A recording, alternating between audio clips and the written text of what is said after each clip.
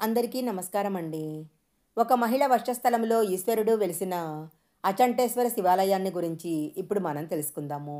ఈ ఆలయంలో ఉన్న శివుడిని దర్శించినట్లయితే జన్మజన్మల పాపాలు నాశనమైపోతాయని భక్తులు నమ్ముతుంటారు. పరమశివుడి యొక్క లీలలు అన్నీ ఇన్ని కావు. తిథి, వారము, నక్షత్రమే కాకుండా నిర్మలమైన మనసుతో తనను ఏ రూపంలో ఎక్కడ కొలిచినా ఆ భక్తులను రక్షిస్తాడని బోలాశంకరుడి గురించి చెప్తుంటారు. ఆచంట గ్రామంలో ఉన్న శ్రీ రామేశ్వర స్వామి దేవాలయము, శ్రీ వేణుగోపాల స్వామి దేవాలయాలు చాలా ప్రసిద్ధి చెందాయి. ఈ రామేశ్వర స్వామి ఆలయానికి సంబంధించి ఒక పురాణ కథ ఉంది. ఈ కథ ప్రకారమే ఇక్కడ స్వామివారిని ఆచంటేశ్వరుడని పిలుస్తుంటారు. ఇది చాలా వింతగా ఉన్నప్పటికీ చాలా కాలంగా ఈ విషయాన్ని ఇక్కడ ఉన్న స్థానికులు నమ్ముతుంటారు. ఇక్కడ ఉన్న శివుడిని దర్శించినట్లయితే 7 జన్మల పాపం వెంటనే తొలగిపోతుంది అంటారు. ఆచంట అనే గ్రామము ఆంధ్రప్రదేశ్ రాష్ట్రములో పశ్చిమ గోదావరి జిల్లాకు చెందిన ఒక చిన్న గ్రామము. ఒకసారి కాశీలో విశ్వనాథుని సన్నిధి యందు శివరాత్రి జరుపుకోవాలని తమిళనాడుకు చెందిన వడనంబి అనే భక్తుడు ఇంకొంతమంది భక్తులతో కలిసి తమిళనాడు నుంచి బయలుదేరతారు. కొన్ని రోజులు ప్రయాణం చేసిన తర్వాత ఈ ఆచంట అనే గ్రామానికి చేరుకుంటారు. రాత్రి బస కోసము ఒక ఇంట్లో బస చేస్తారు. అయితే ఆ ఇల్లు వడనంబి అనే ఒక వేసే ఇల్లు అని తెలుస్తుంది. ఆమె ఆతిథ్య సేవలకు ముగ్ధుడైన వడనంబి తాను బ్రాహ్మణుడనని శివరాత్రిలోపు కాశీ చేరుకోవాలి అనే ధ్యాస కూడా మర్చిపోయి అక్కడే ఉండిపోయి సర్వసుఖాలు అనుభవిస్తూ ఉంటాడు. ప్రతిరోజు ఆమె బ్రాహ్మణుడైన వడనంబికి పలు రకాల పిండి వంటలతో భోజనం సమకూర్చటమే కాకుండా అందచందాలతో విందు చేస్తూ ఉంటుంది. దీనితో వడనంబి అక్కడ ఇంటిని విడవకుండా అక్కడే ఉండిపోతాడు. దానితో వడనంబి కాశీకి వెళ్లకుండా అక్కడే ఉండిపోతాడు. ఇలా వేసే ఇంట్లో ఉండిపోయిన వడనంబికి ఒకరోజు వేదమంత్రోచ్చాటన శివపంచాక్షరి జపాలు వినిపిస్తూ ఉంటాయి. వెంటనే అతనికి ఆ రోజే శివరాత్రి అని గుర్తుకొస్తుంది.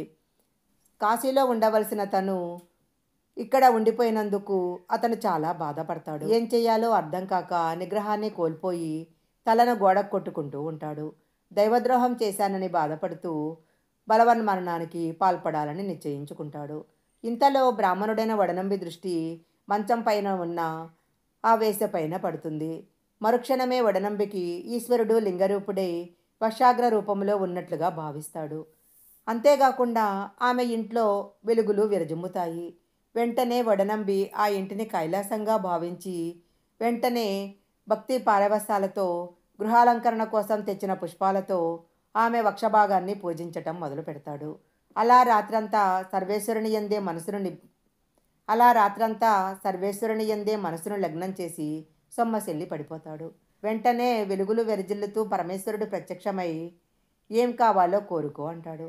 వెంటనే ఆ బ్రాహ్మణుడు నిన్ను చూచే అదృష్టం నాకు కలిగింది అని భోగభాగ్యాలు అన్నీ కూడా మాయే, నీ ఆజ్ఞ లేకుండా ఏ కార్యము జరగదు అని కీర్తిస్తాడు.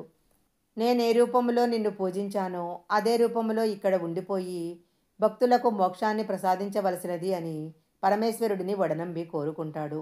దీంతో పరమేశ్వరుడు వడనంబి భక్తికి మెచ్చుకొని భక్తుడికి వేసెకు కూడా మోక్షం ప్రసాదిస్తాడు.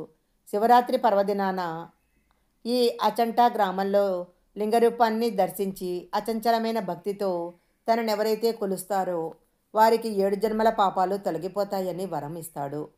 వెంటనే ఆ వేశ్య పడుకున్న చోట స్తనాగ్ర రూపంలో శ్రీ రామేశ్వర స్వామి వెలుస్తాడు. ఆ ఇల్లు దేవాలయంగా రూపాంతరం చెందుతుంది. దేవాలయానికి 4 వైపులా సింహద్వారాలు ఉంటాయి.